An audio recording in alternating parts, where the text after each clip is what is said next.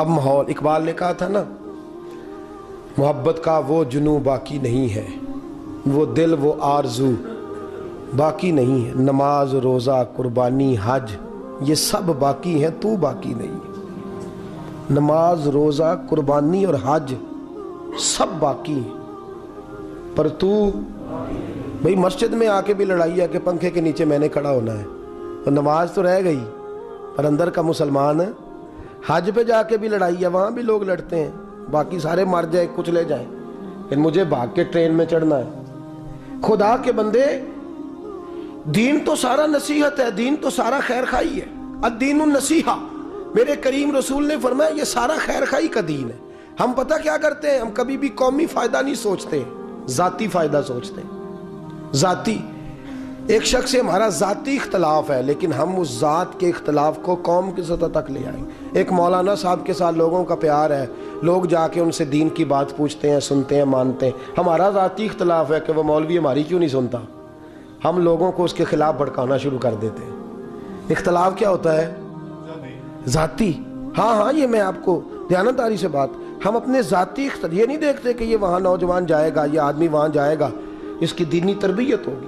ہم وہ اپنی ذات کا جھگڑا لے کے بیٹھ جاتے ہیں، جی منو ہس کے نہیں بولیا میرے نال، منو نے، او خدا کے بندے، ہو سکتا ہے بیچارہ گھر سے پریشان نکلا ہو سکتا ہے کسی آزمائش کا شکار ہو، اور یہ جھگڑا سب جگہ ہے۔ سیاستدانوں نے لوگوں کو ذاتیات کے جھگڑوں میں الجھایا ہے، نوجوان بکھر کے رہ گئے، پتہ ہی کون نہیں سچا کون ہے جھوٹا کون ہے۔ تاجروں نے الجھایا ہے، اس کا مال غلط ہے، اس کا غلط صحیح کی اتنی کھینچا تانی ہوئی ہے کہ نہ غلط کا پتہ ہے کہاں ہے، نہ صحیح کا پتہ ہے کہاں۔ اور یہ ناراض نہ ہوں تو یہ ماحول اب دیندار طبقے میں بھی آ گیا ہے، یہ ماحول دیندار۔ حضرت سلطان باؤ رحمت اللہ علیہ نے فرمایا، مذہباں دے دروازے اچے، راہ فقر دا موری ہو، عالم فاضل لنگن نہیں دیندے، جو لنگے ایسو چوری ہو۔ اب یہاں بھی لوگ یہاں بھی دیکھتے ہیں کہ اس نے میری تعریف ہی نہیں کری، آئندہ سے اس کو جلسے میں نہیں بلانا، اس مولانا کو نہیں بلانا، یہ تو ہماری تعریف۔ اور بہت سارے ایسے لوگ ہیں، بہت سارے جگہ پہ میں گیا تو وہ کہنے لگے، جناب ہمارے یہ لسٹ ہے لوگوں کی، ان کے آپ نے نام لینے ہیں تقریر میں۔ مجھے پرچی پہ کارڈ کے پیچھے لکھ کے دیا نام لینے ہیں، تو میں نے کہا کیوں، میں کیوں نام لوں؟ کہنے لگے جی محفل کرا رہے ہیں۔ تو میں نے کہا کرا رہے ہیں تو جس رب رسول کے کرا رہے ہیں انہیں پتہ ہے کس کے لیے کرا رہے ہیں، جی آپ نام لیں۔ میں نے کہا میں تو کنجوس ہوں تعریف کے معاملے میں کنجوس ہوں، میں تو جس کی کرنی چاہیے اس کی بھی تھوڑی کرتا ہوں، تو ان کی تو کرنی بھی نہیں چاہیے، یاد رکھیں۔ اور بہت سارے لوگ آنا جانا چھوڑ گئے، کہنے لگے وہ پروٹوکول نہیں دیتے۔ تو ہم نے کہا بھائی سانو لوڑ کی تخت ہزارے دی تے نالے غرض کی شہر بمول دے نال، اسی اپنی بال کے سیکنے ہاں، سانو کی لگے کسی اور دے نال، کوئی غرض نہیں، کوئی غرض نہیں، کوئی حاجت نہیں۔ ٹھیک ہے پروٹوکول دیں گے اس کو جس کا تعلق رسول پاک سے جڑا ہوا صلی اللہ ہو، یہ کوئی ضرورت نہیں۔ تو یاد رکھیں ہم ذاتیات کے جھگڑے میں الجھے ہوئے۔ میری ہمارے ہاں میرے پاس ایک معاملہ آیا، خطیب صاحب کا اور صدر صاحب کا جھگڑا تھا، مولانا مدرسہ بھی چلا رہے تھے، سب کچھ ہو رہا، جھگڑا ذاتی تھا۔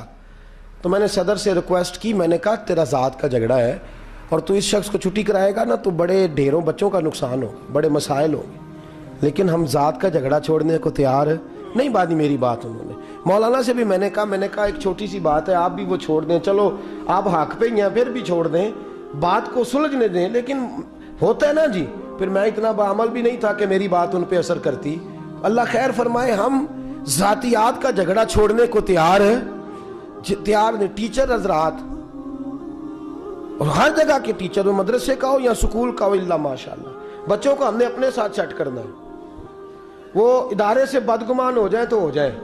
ایک ٹیچر کچھ بچوں کو لے کے چلے گئے ایک جگہ پہ، ایک مدرسے سے 3-4 بچوں کو لے کے اڑے، ایسا ذہن بنایا کہ میرے ساتھ آ کے پڑھو۔ اب وہ جا کے کہاں پڑھیں گے، دور علاقے، وہاں بچے بکھر گئے، نہ ادھر کے رہے نہ ادھر کے رہے۔ میں نے ان سے کہا، میں نے کہا کتنا ظلم ہوا، مدرسے کے محتمم کو چاہیے تھا وہ آپ کے ساتھ سلوک کر لیتا، آپ کو بھی چاہیے تھا پیار کرتے۔ جھگڑا آپ دونوں کا ذاتی تھا لیکن نقصان قومی ہوا ہے۔ وہ جو عالم بن رہے تھے وہ رہ گئے، جو حافظ بن رہے تھے وہ، نقصان کس کا ہوا ہے؟ بولیے، ملت کا۔ نقصان کس کا ہوا؟ ملت اسلامیہ کا نقصان۔ ہماری جو ذات ہوتی ہے نا وہ اتنی آڑے آتی ہے کہ ملت کا ہم نقصان کرتے ہیں، ملت اسلامیہ کا نقصان۔ میرے دوستو سڑک بن رہی ہے، زمانہ گزرے گا نا، ایک ٹھیکیدار نے ذاتی فائدہ کیا ہے، सीमेंट थोड़ा डाला है, वो फायदा किसका है? सिर्फ उसका। और वहां खड्डा बनेगा, एक्सीडेंट होंगे, लोग मरेंगे, उसको इस बात से गरज है, उसको ज़ात से गरज। अल्लाह तबारक व तआला माफ करे, जुल्म की हद ये है, इकबाल ने कहा जिन्हें आता नहीं दुनिया में कोई फन तुम हो, अरे बेच खाते हैं जो बुजुर्गों का कफन तुम हो। लोग जाली दवाइयां बेचने लगे, फायदा एक शख्स का, लेकिन उसे ये नहीं पता कि मैं जहर दे रहा हूं और कितने लोग इस जहर से मर रहे हैं। उसने जात बचाई है लेकिन लोगों को उसने तबाह कर दिया है। जात ना बचा, जाते अगर मेरे महबूब के सहाबा जाते बचाते, तू अमन से जाके तवाफ़े काबा करता है, तू अमन से जाके मस्जिद नबी में नमाज पढ़ता है, वो भी जात बचाते, वो बदर में शहीद हुए तो तेरे लिए अमन का पैगाम दे गए। लोगों को तो नाम भी याद नहीं होंगे उनके। वो अगर जाते बचाते तो आज मक्का मदीना आजाद, कुफर से छुटकारा हासिल, वो जाने दे गए। वो अगर जात का सोचते, कहते हमने यहाँ रहना है, कोई मिल्ली फायदा नहीं हम करते। मिल्ली तवज्जो है आपकी मेरी बात पे? ये हमारे यहाँ लोग महफिलें कराते हैं ना, तो महफिल पे 2 लाख लगाएंगे, लेकिन उसी को कहा जाए ना कि भाई तलबा है मदरसे के, इन बेचारों के पास कपड़े भी नहीं मोटे, गर्मी सर्दी का लिबास भी नहीं, लेकिन वो जो 2 लाख है वो वीडियो में आ रहा है ना, ऐसे ऐसे पैसे छलक रहे हैं। तो ये जो मुट्ठी में तालिब इल्म की खिदमत होगी, ये वीडियो में थोड़ी आनी है। तो लिहाजा इस तरफ तवज्जो, गलत जगह पे हमने मिल्ली नुकसान किया है।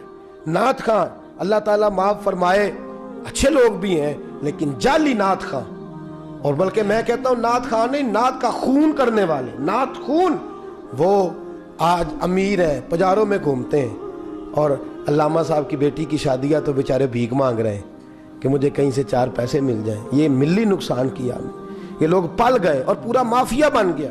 मुल्कों में जाते हैं, दौरे करते हैं, सफर होते हैं, इसलिए कि वहां ये सारे तमाशे। यही हाल पीरों का है।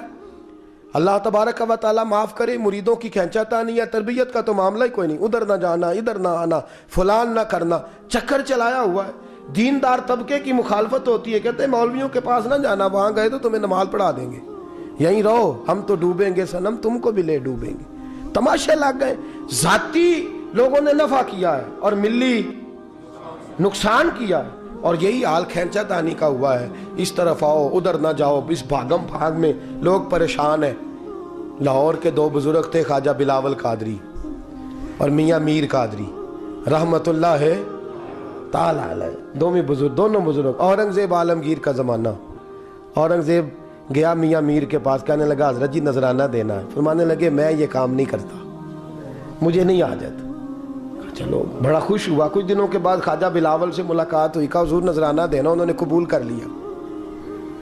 अब बादशाह होते हैं ना, ये लोग लड़ाते हैं लोगों को आपस में। अक्सर मैंने देखा है ये बड़ा तबका जो होता है छोटों को लड़ाता है और हुकूमत करता है। ठीक बात कर रहा हूँ, तवज्जो है मेरी बात पर? मैंने कहा मेरा कुछ गला मुतासर है, अल्लाह करे कि आप लोग मेरी बात का जवाब देने लग जाए, आमीन तो कह दें। बड़ा तबका लड़ाता है, तो वो औरंगजेब आलमगीर नजराना दिया, हजरत मियाँ मीर ने लिया नहीं, ख्वाजा बिलावल ने ले लिया। तो जनाबे मियाँ मीर से मुलाकात हुई।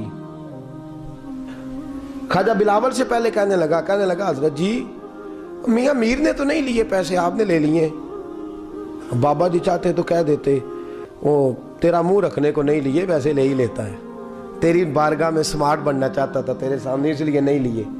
उन्होंने क्या कहा, ख्वाजा बिलावल रहमतुल्लाह अलैह से कहने लगे उन्होंने नजराना नहीं लिया, आपने ले लिया है। तो फरमाने लगे उसने सारी दुनियादारी छोड़ दी है, मैं अभी थोड़ी थोड़ी करता हूँ।